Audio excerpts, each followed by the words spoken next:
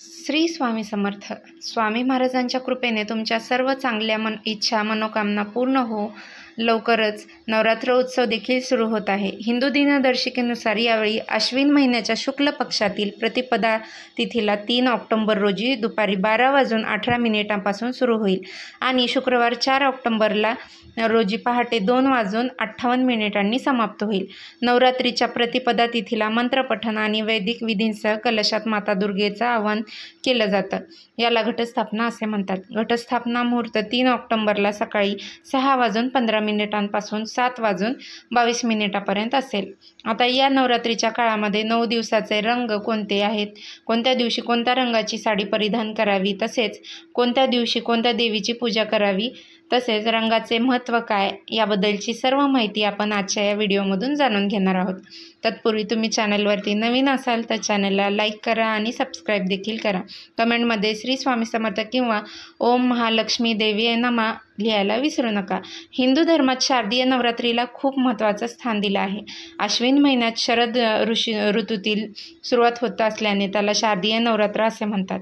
पौराणिक कथेनुसार अश्विन महिन्यात शारदीय नवरात्रीमध्ये दुर्गा मातेने महिषासुराशी 9 दिवस युद्ध केले होते. 10व्या दिवशी महिषासुरावर विजय मिळवून माता दुर्गेने तिच्या 9 रूपांची पूजा केली जाते. त्यामुळे 9 दिवस देवीची पूजा केली जाते. धार्मिक मान्यतेनुसार नवरात्रीच्या काळात दुर्गादेवी कोणत्या रूपात पृथ्वीवर येते, त्यामुळे या दिवसामध्ये दुर्गापूजेला विशेष महत्त्व दिले गेले आहे. अश्विन शुद्ध प्रतिपदेपासून नवमीपर्यंत नवरात्र उत्सव साजरा केला जातो. कुलदेवीची स्थापना यावेळी केली जाते.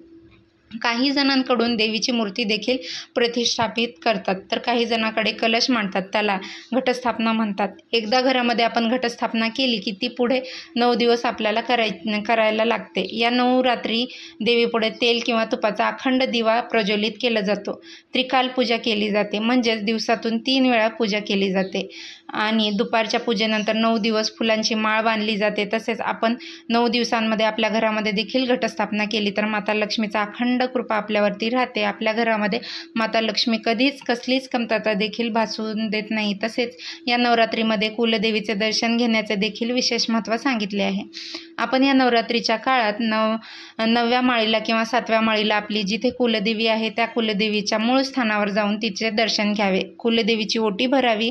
आपल्या घरावरती जर कुलदेवीचा आशीर्वाद असेल तर आपल्या कुटुंबाची प्रगती ही होतच असते. आपल्या कोणत्याही कामामध्ये अडचणी अडथळे येत नाहीत. वर्षातून एकदा तरी आपण कुलदेवीचे दर्शन हे घेतलेच पाहिजे. भरपूर भाविक हे नवरात्रीच्या काळामध्ये कुलदेवीला जात असतात, त्यामुळे आपण देखील या नवरात्रीमध्ये कुलदेवीला गेलं पाहिजे.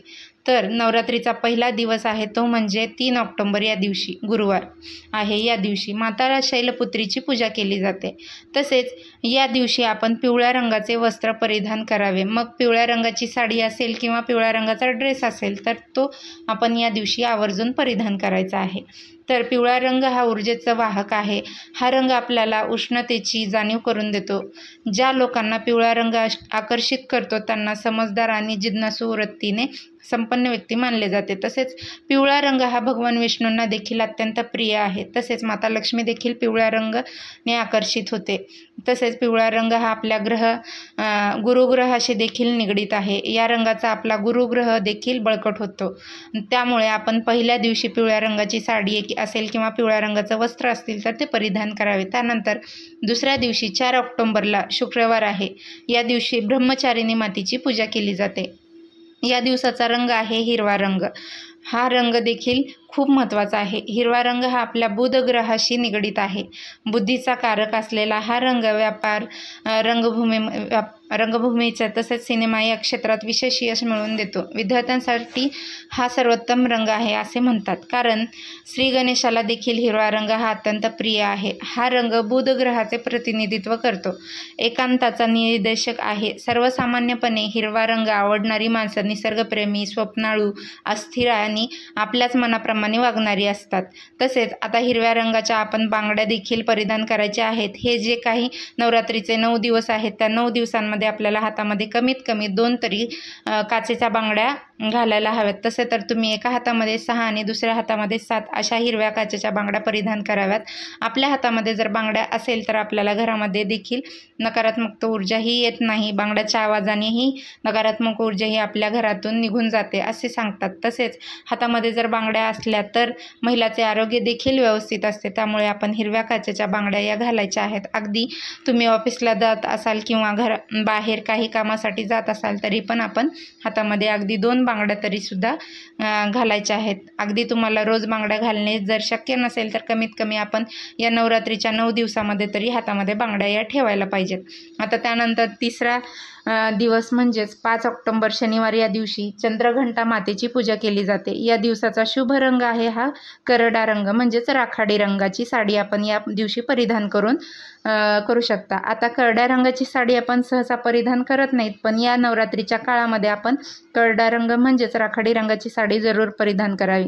9 ग्रहांपैकी राहू आणि केतू या 2 ग्रहांना त्यांचा वार हा दिलेला नाही, पण याचा परिणाम मनुष्याच्या जीवनावर हा होतच असतो. याचे रत्न हे राखाडी रंगाचे आहे. या दिवशी जर आपण हा रंग वापरला तर माणसाला राहू पीडा किंवा केतू पीडा तसेच काल सर्पीडा यापासून मुक्तता होते. तसेच मनुष्याचा क्रूर स्वभाव हा शांत होऊन त्याच्या हातून दान पुण्य घडत असते. त्यामुळे आपण या दिवशी करड्या रंगाची साडी असेल किंवा करड्या रंगाचं वस्त्र असतील तर ते आवर्जून परिधान करायचं आहे. त्यानंतर चौथा दिवस आहे तो म्हणजे 6 ऑक्टोबर रोजी.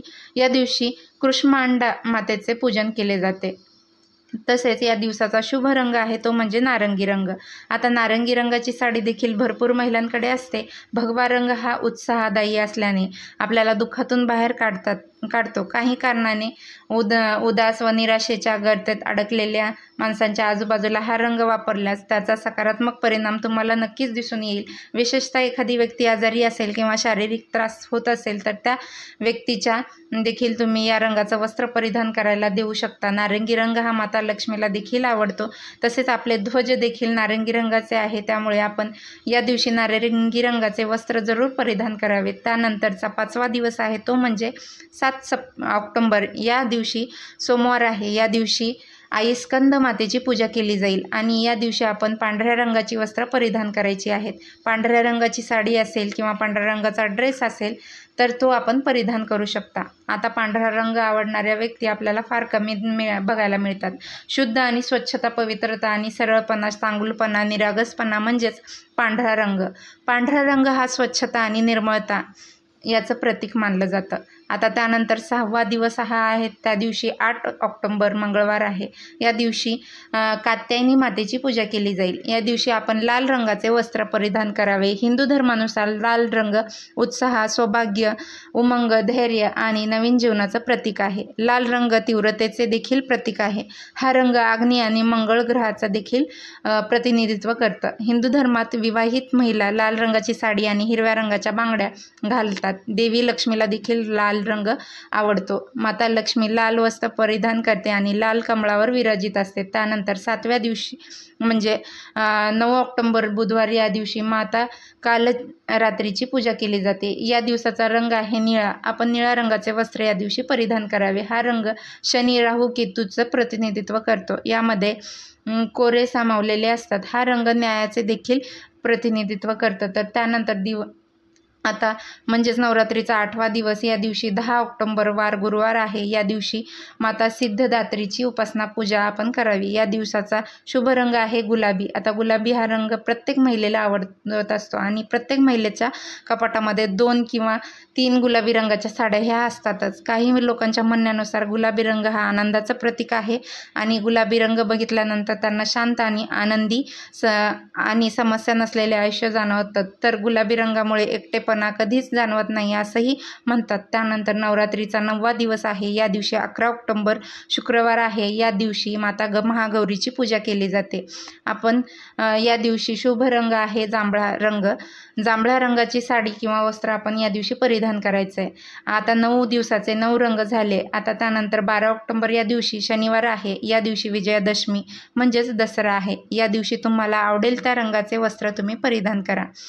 आणि मग लाल रंगाची किंवा पिवळ्या रंगाची साडी परिधान केली तरी पण चालेल। तुम्हाला जर हा व्हिडिओ आवडला असेल तर चॅनलला लाईक करा, शेअर करा आणि सबस्क्राईब करा आणि अशाच नवनवीन माहितीपूर्ण व्हिडिओसाठी बेल आयकॉनचं बटनही दाबा। यामुळे तुम्हाला मी जी कुठले व्हिडिओ चॅनलवरती अपलोड करेल त्याविषयीची सर्वप्रथम नोटिफिकेशन तुम्हाला येईल आणि तुम्ही माझे कुठलेही व्हिडिओ मिस करणार नाही। तर चला तर व्हिडिओला लगेच लाईक करून घ्या, सबस्क्राईब करा आणि बेल आयकॉनचा बटनही दाबा। सर्वांना श्री स्वामी समर्थ।